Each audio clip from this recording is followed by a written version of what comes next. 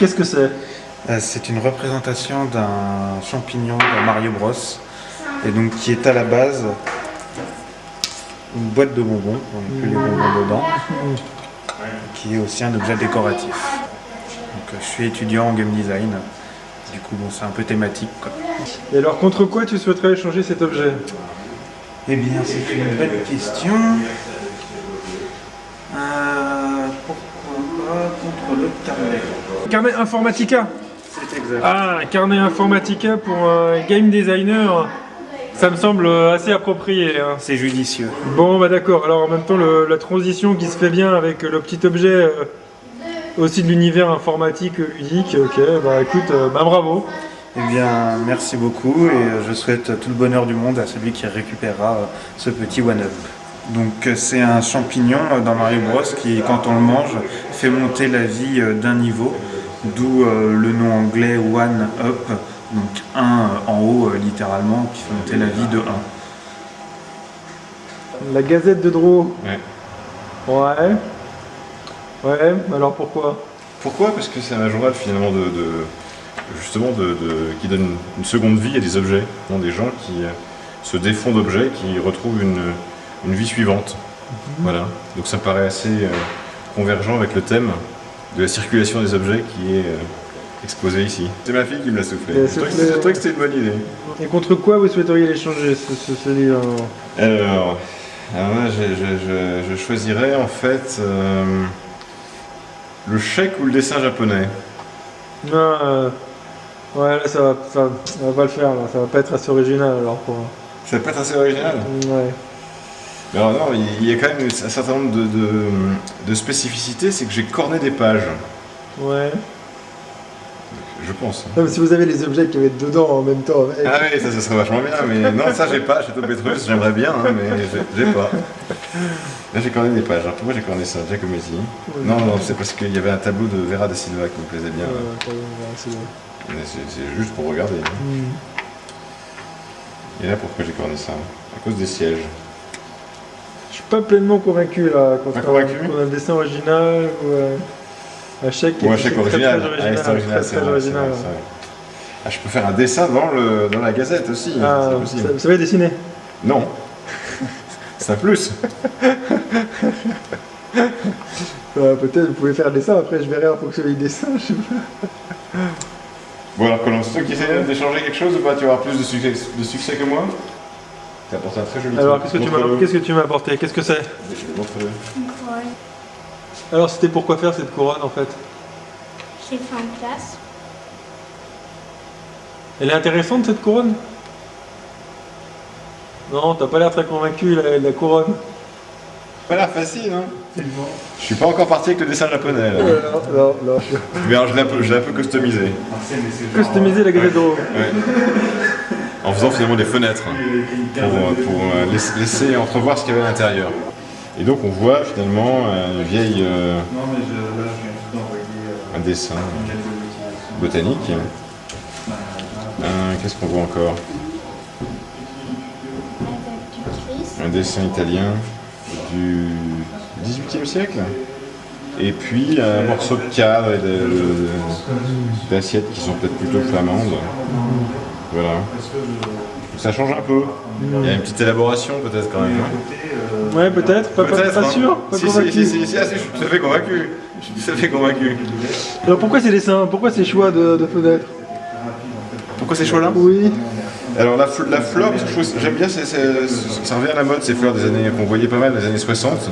J'aime bien, c'est un gars qui s'appelle Redouté, un dessinateur de planches botaniques et qui revient, c'est assez intéressant. Et puis cette scène évangélique ou biblique, j'en sais rien. Et puis voilà, puis après j'ai voulu faire une dernière fenêtre un peu au hasard. Alors, les autres, je les ai calculés, j'ai fait en sorte qu'elles tombent sur ces objets-là. Et là, j'ai fait une fenêtre ouverte au hasard. Et j'ai creusé jusqu'au moment où j'ai trouvé quelque chose qui serait à peu près esthétique. Voilà. D'accord. Contre le dessin alors? J'aimerais vraiment beaucoup le dessin de la japonaise. Ouais.